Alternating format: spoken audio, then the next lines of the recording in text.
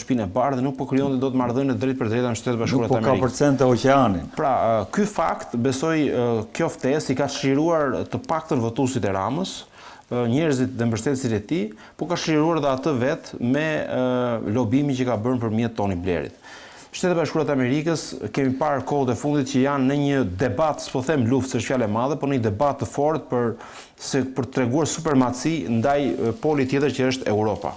Dhe Shtetet Bashkuara të Amerikës kanë interesa, sidomos me Donald Trump, kanë interesa të forta në Europë dhe mëtej, duke kushtëzuar Europën me disa sankcione apo disa ndryshi rregulla loje që duan që Europa t'i bindet. Ata po rezistojnë dhe kundërshtojnë fort.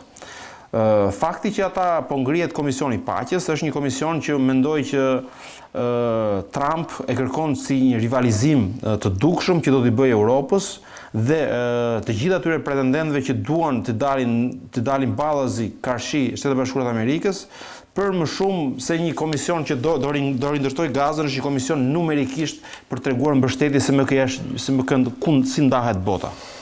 Dhe unë mendoj që aktualisht Shtetet Bashkuara të Amerikës po i vendosin vetë gjua e fortë e Donald Trump me shumë shtete dhe me shumë vende, tregon që ai kërkon që ta tregoj supermacinë e munguar në shumë precedentë kaluar që nuk e kanë treguar këtë gjë.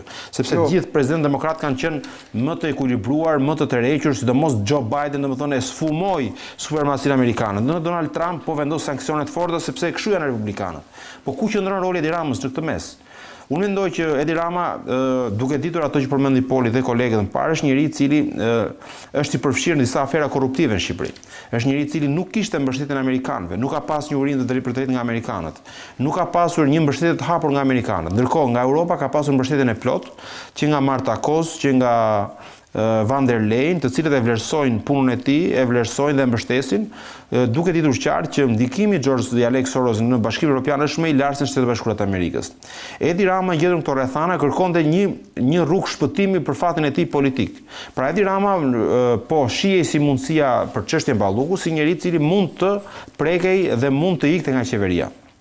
Pra njëri që amerikanët mund t'i kërkonin largimin, mund t'i kërkonin qeveri teknike, mund t'a kushtëzonin atë me largim nga pozicioni kryeministrit dhe në këto kushte Edi Rama kërkonte rrugdalje, kërkonte rrugëzgjidhje. Erdhi shansi në dorë që u ngrit ky bordi i paqes dhe e përdori këtë mundësi nëpërmjet lobimit. Përdorim apo është ka një gjë, unë nuk di që Shtetet Bashkuara të Amerikës me këtë bord t'i ofrojnë Shqipërisë diçka në këmbim. Prandaj da e luajti këtu në Shqipëri në parlament. Zgjodhi që ta përdor për brenda. Ushiruan të majtet, ushirua vetë e gjithë enturazhi socialist. Nuk e rregulloi kjo, le të themi, marrëdhënien e Ramës me presidentin Trump. Tani neve nuk unë do të them një gjë që sot janë ja 2-3 tha që s'më pëlqej. Jo, nuk ka lidhje, nuk është Rama ky. Unë nuk mendoj që është Rama. Shiko, Donald Trump aktualisht intereson numri i personave, numri i ftuarve ndasën, po ta them thjesht. Sa më i lartë jetë numri i përfshirë i vendeve në bordin e tij, aq më shumë Donald Trump do t'rregojë numerikisht mbështetjen pro-amerikane, sepse aja doli Rama, edhe një herë pyetje, aja doli Rama të rikuperoj atë izolimin e deri tanishëm faktën që pretendoi. Atëherë, unë do të them një gjë, me aq sa unë kam informacion dhe sa kam lexuar në marrëdhëniet, në ndërtimin e shtetit dhe funksionimin e Shtetit Amerikan, di them që presidenti Trump operon ndryshe dhe Departamenti i Shtetit operon ndryshe. Unë di them që marrëdhënia e Ramës, unë di them që Departamenti i Shtetit ndërton politika 100 vjeçare dhe më tepër për fatin e linjës së jashtme të Shtetit Bashkuar të Amerikës. Me Departamentin e Shtetit, me Rubion dhe me këtë institucion kaq të rëndësishëm, Edi Rama nuk ka kontakt. Dhe kjo është një tregues shumë i fortë. Atëherë çfarë po bën Edi Rama? Kërkon që ta hedhë hy si shqiptarë për thonë që unë kam marrëdhënie me familjen Trump. Dhe kjo marrëdhënie me familjen Trump është për të thënë që mua në Shqipëri nuk ka as institucion që më bën ballë dhe unë do të jem lideri juaj për sa kohë dua unë.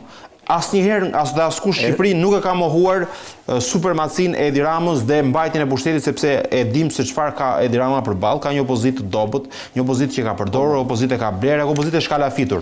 Por unë nuk mund të jem eksituar si shumë njerëz të cilët duan Edi Ramën ta shikojnë ato për masa, sepse nuk është marrëdhënia e Shqipërisë ajo e cila e konsolidon dhe e rrit Shqipërinë në imazhin ndërkombëtar, një përfshirje e bordit të jo.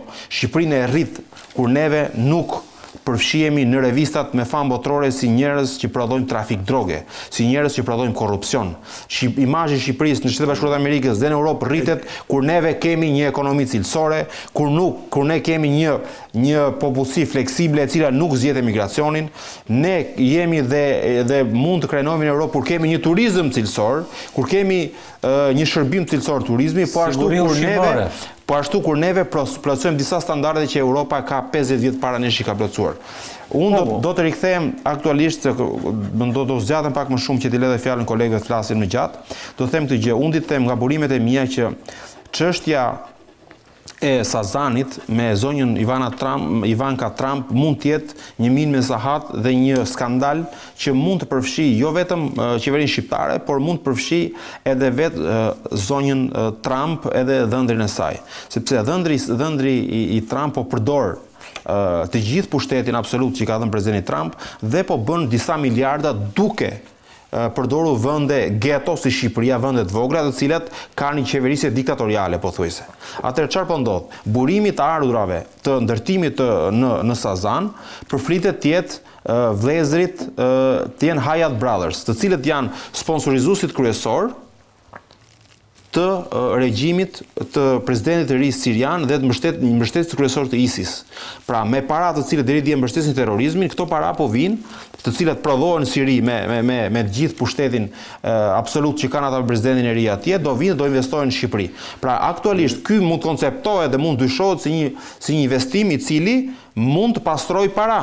Dhe këtë gjë në Kongresin Amerikan është ngritur disa herë. Dhe fakti që këtu pse është djali i presidentit, dhëndri presidenti Trump nuk do të thotë që ata kanë gjithmonë të drejtë. Por këtu mund të jetë një mega skandal ku qeveria shqiptare dhe Edi Rama për interes personal për të sfiduar ndalesën që i bëri Suzy Wiles, ai thotë zotëri, unë ju fal ju çdo gjë në mënyrë që unë të kemi kontakt me presidentin Trump. Me presidentin Trump kanë pasur kontakt edhe shumë njerëz të tjerë, po të cilët nuk e kanë gëzuar edhe pushtetin. Tani, një gjë që t'i them unë më shumë lidhur me qëndrimin amerikan në Shqipëri. Unë t'i them që amerikanët janë shumë të shqetësuar për çështjen e trafikut, për çështjen e krimit organizuar dhe investimeve që janë bërë në Shqipëri. Në ambasadën e Shtetit Bashkuar të Amerikës në Tiranë është vendosur një trup prej 30 personash që janë të DEA-s dhe të FBI-s, të cilët janë duke hetuar të gjitha investimet që janë në Shqipëri. Investimet që vijnë nga bota e krimit dhe investimet që vijnë nga trafiku i kokainës përgjithsisht në Amerikën Latine. Po ashtu, pranë SPAK është vendosur një zyrë e përhershme me 5 persona të cilët nuk ka qenë përpara, është shkrau dat dhe do të ndjek të gjitha dosjet korruptive që janë përfshin qeverinë Rama. Kjo është thelbi. Dhe unë e shikoj lëvizjet amerikanëve në këto momente, i shikoj se si do, edhe për t'i thënë publikut, mos qeni një anshëm, por për qeni vërtet, është për t'i thënë publikut se çfarë do të ndodh me fatin e Edi Ramës dhe Belinda Ballukun. Sa do t'i shkoj deri në fund kësaj çështje dhe sa do ta mbroj. Çfarë qëndrimi politik do të mbajnë? Nëse Edi Rama do ketë një qëndrim politik kaq stimulus dhe kaq mbështetës siç e ka bërë deri tani ndaj zonjës Balluku, mendoj që europianët dhe amerikanët nuk do ta lënë Edi Ramën për inerësi të qëndrojë me kryeministër. Arbër, shiko, ta lash në fund fjalën se jo dëgjoj me vëmendje kolegët, jam dakord me atë që tha Nardi. Sot ka qenë vërtet dita e, nuk po them me kryeministrit Rama, por kryeministrit të Shqipërisë. Pse e them këtë? Çdo retorik që është ngritur në këto 3-4 muajt e fundit sot u shkërmoq. Po për mua nuk është se u shkërmoq retorika dhe akuzat që vijnë nga opozita, që janë akuza normale, një opozite bën një maxhorancë. Por në thelb ato kanë treguar gjatë gjithë kësaj periudhë kohe që nuk duan të dinë dhe nuk marrin vesh nga marrëdhëniet ndërkombëtare. Nuk e kanë lexuar në asnjë moment siç duhet administratën Trump. Nuk kanë qenë në asnjë moment të qartë dhe të ftylluar për atë se çfarë po ndodh në aspektin global për të ardhur pastaj te impakti që jep në realitetin lokal të Shqipërisë. Dhe ka qenë gafat që bëheshin pothuajse për ditë nga selia e Partisë Demokratike. Filloi me ovacionin, me rritjen e moralit, u arrestua Maduro, mbaroi Rama. Vazhdoi më pas me situatën që tani do vinë amerikanët, do ta largojnë, i ka ditën numëruara, do tiki, pristin dhe pak, ja erdhën, do bëjnë proteste më të madhe që ka njohur Shqipëria, çdo gjë gabim. Harxhuan miliona dollar për të bërë një lobim në Amerikë që nuk e di për çfarë duhej ai lobim. Do hiqet në ngrata sot, do hiqet në ngrata nesër, nuk u hoq. Pra, çdo gjë që ka bërë Partia Demokratike sot u shkërmoq. Si ato kalat që bëjnë fëmijët në rër, vjen një dalgë e lehtë dhe i fshin komplet.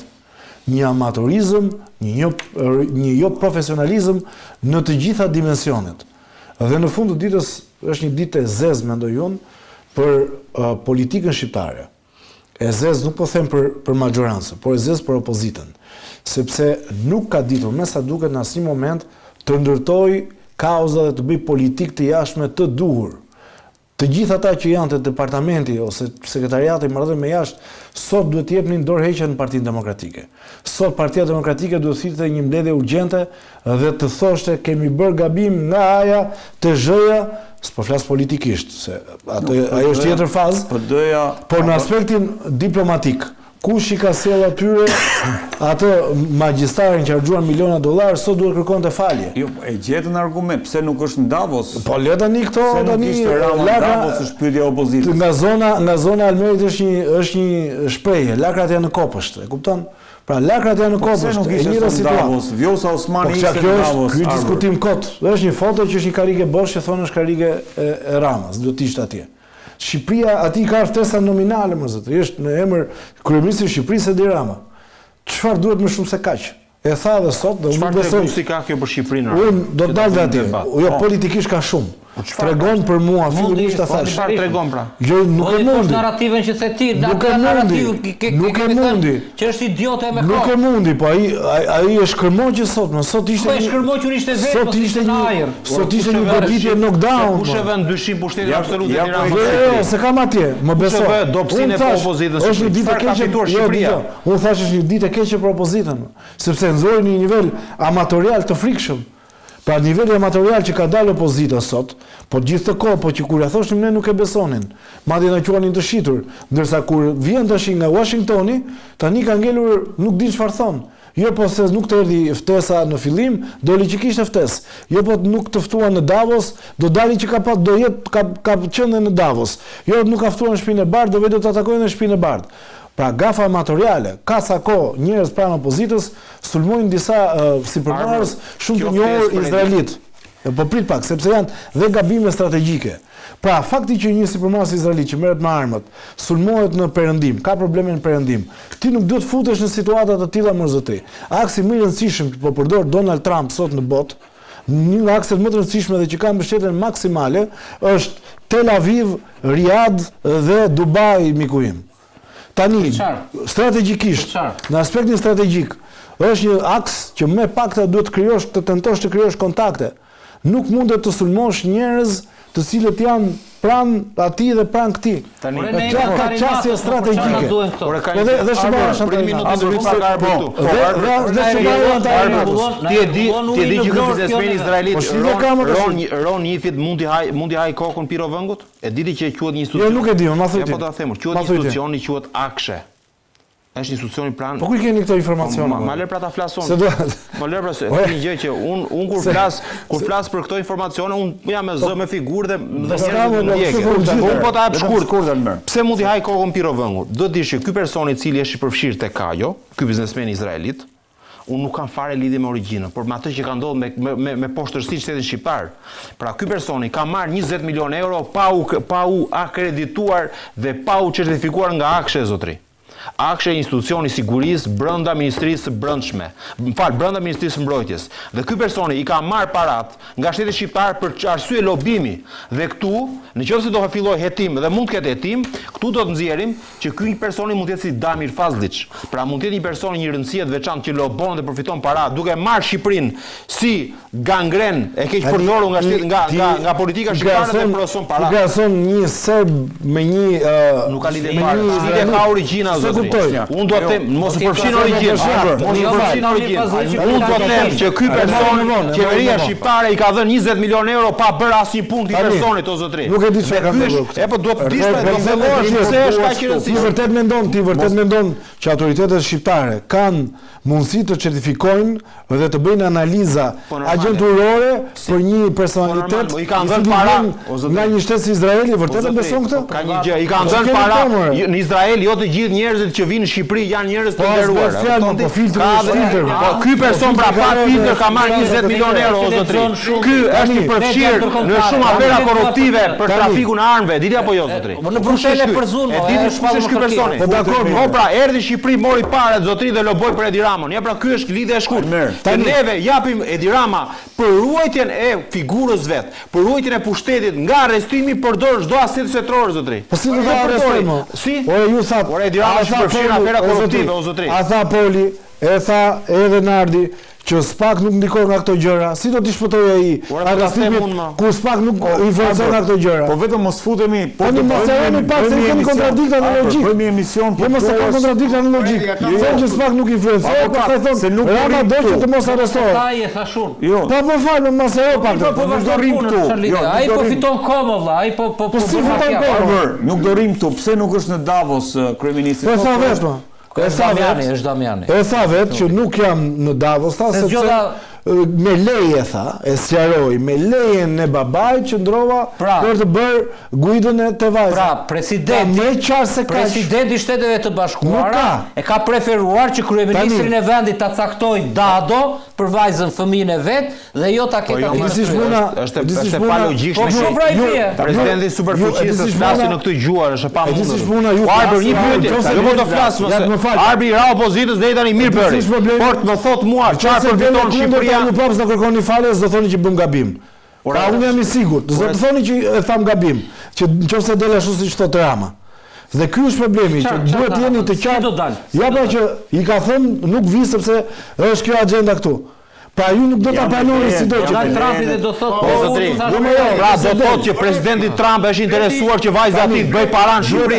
Presidenti Trump lejo ka vajzën e tij përmjet parave të ISIS-it që vajza e tij të ndërtojë resort në Shqipëri. Por nuk merret presidenti i Amerikës me këto gjëra, nuk merret të shumë gabim. Do merret ta do të jetë gabuar. Po fal, keni qenë ju që tha do të heqin në ngatën Berishës presidenti Trump. Tash o merr në të vogla për këtë, ose merr për asnjë miku. Ka një gjë, nëse ajo, nëse ka dyshim, jo më edhe kjo mund të jetë gabim, edhe kjo qasje që është pasur, edhe mund të jetë edhe ne gabim. Por më thuaj, unë do ta kam debatin me ty. Jo më zotri, unë përfaqësoj fare. Por do themi gjë, si e mendon ti që çfarë fitoi Shqipëria nga përfshirja në bordin e paqes? Çfarë të mira shitoi Shqipërisë? Më pyetëm tha dhe Poli me që lexon shumë. Ajo që është frika më e madhe europiane nga bordi i paqes, e para njerëz që ky nuk është një bord paqe për Gazën. Të kuptohemi. Ky flitet që mund të jetë hapi i parë drejt një zëvendësimi të mundshëm të kombeve të bashkuara. Që është një vendimarrje dhe një sipërmarrje shumë e rëndësishme. Dhe kjo i vlen Shqipërisë kur Europa ka refuzuar përfshirjen në këtë bord? Ne të kërkojmë që ne ngrohemi në BE, ndërkohë që neve nuk kërkojmë që mbështesim interesat amerikanë. A do mendimin tim? Shqipëria në radhë të parë ka një alas strategjik, i cili historikisht edhe i detyrohet, dhe janë Shtetet e Bashkuara të Amerikës, mes nëse do duhet të zgjedhë, edhe pse unë mendoj që nuk është koha që Shqipëria të zgjedhë, por nëse do duhet të zgjedhë, Shqipëria duhet të zgjedhë Shtetet e Bashkuara të Amerikës, miku im, sepse është vendi i cili dhe në momentet më delikate e ka ndihmuar jo vetëm Shqipërinë, por edhe Kosovën. Konkretisht mund të më thuash çfarë përfiton Shqipëria? Po, çfarë përfiton Shqipëria? Përveç Edi Ramës, nuk përfiton asgjë. Sa po ngritet, jo ta them në pripat. Ja ta them çfarë përfiton. Përfiton atë që je në valvën e sigurisë së Shteteve Bashkuara të Amerikës. Dhe asnjë nuk guxon, jo, gjithkohës edhe mund mos ishe. Sepse Donald Trump ka qenë president që mund të përjashtojë edhe shumë shtete të tjera. Dhe në ligjin e ri që ka kaluar Kongresi Amerikan e ka vendosur fundimisht zonë influence dhe Shqipërinë dhe Kosovën. Po zotri, ti the javën e parë këtu që administrata Trump ka ulur interesin për Ballkanin, po lëre tani se je kontradiktor brenda javës, për një javë dishome që ndrej. Po jo, me Gazën, me ftesën, me bordin e parë. Po jo më se Amerika ka arbëri po vjen tek ne. Ne kemi thënë këtu që amerikanët janë do të jenë thjesht. Ata kishin ndryshuar. Çfarë kishin ndryshuar? Për një javë ata ndryshuan, ta thënë po tani po jo me fare. Zotri, mbështetjen ka 3 javë që Shtetet e Bashkuara të Amerikës po nxjerrin të dërguarën me punë në Shqipëri intensivisht të dalin në deklaratat forta. Mbështetim SPAK-un, mbështetim institucionet. Ne thoshim këtë gjë, thoshim e kanë ulë interesin këta për sa kohë Rama nuk ka gojë. Po tani u rrit, po jo pra. Do të them një gjë. Amerikanët janë të interesuar. Avokati do të thotë diçka. Po jo pra se avokat. Të lutem se jam I pabarabart me ju aty. Ajo që desha të them, të lutem mos më ndërprisi sepse thashë një tjetër jam online. Se tisha aty atëherë s'u bëja halal gjithçka. Tani kjo punë e Davosit të ret. Trumpi sa e pa domethënë që po mungon te Rama, aty tha prita do ta anullojmë tha këtë takimin. Do të vi tha ai njëra aty tha pastaj do bëjmë takimin e Davosit, nuk ka kuptim pa Edi Rama. Më kupton ti? Rama ishte me vajzën e vet, dhe me dhëndrin. Po pra po ngjoj një. U interesua në vetë të parë tha, tha ti po preti mbankën atje, po mirë rri atje, mos e vra mendjen. Okej, mos flisni bullshit aty sepse po ja fus. Po mirë, nëse ti e di të kundërtën na e vërtetopat. A të lutem tani ju. Ti mos e di të vërtetën. Si është e vërteta? Dhe kush ta ka thënë? Ma citopa.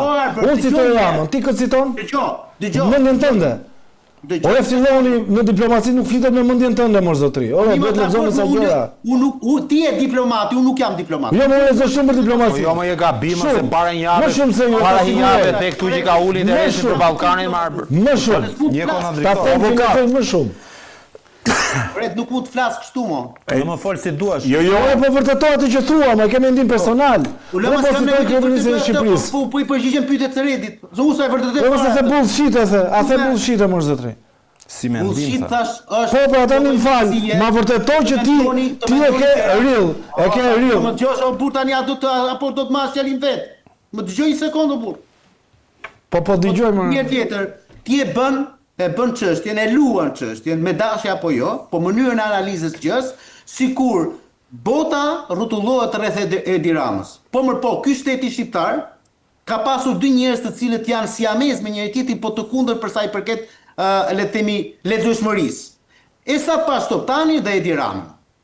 Po ta dish, po besoj se e di se edhe ti goxha I lexuar je, Esat Pashtoptani ka qenë ose mund të jetë akoma njeriu shqiptari vetëm që ka pasur çdo lloj dokerate të mundshme në gjoksin e tij këtu.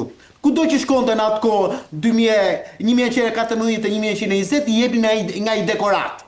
Por ky personi që ishte I gatshëm të shiste çdo pëllëmtrok të Shqipërisë aso kohë, si kundërbënte zoti Edi Rama për hir të tij, për hir personalitetit të tij, për të rritur kredibilitetin e tij, nuk ditë shkrim e këndim, të paktën kështu thuhet nga historianët.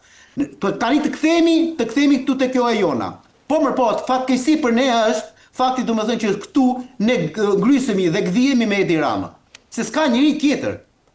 Në kam tjetër e ka zënë dikush tjetër, një 81 vjeçar I cili ka harruar vllatikin që aty tani. Çfarë I bëjmë neve tani? Dhe ky është fati I madh I Edi Ramës më zotëri nderuar. Ai jo më kot e tha dhe sot në parlament, ore sa jeni ju aty, tha një non grata, tha s'ka për të pas non grata dytë këtu. Është e vërtetë më. Nëse ka thënë një gjë të vërtetë sot në parlament, kjo është e vërteta më e madhe. Sa të jetë aty. E treta, dëgjoj këtu, mos ma bëni kaq shumë gazëllyse këtë politikën e madhe amerikane dhe izraelite. Lobby dhe duhet të shkojmë te trajektoria. Po mirë, nëse ata thonë domethënë që ti duhet të shkosh në UNE do shkojmë ne? Çfarë lidhje ka kjo historia më burr? Të shkojmë pas atyre me verbërisht. Avokat. Kjo histori domethënë që neve do duhet t'i ndjekim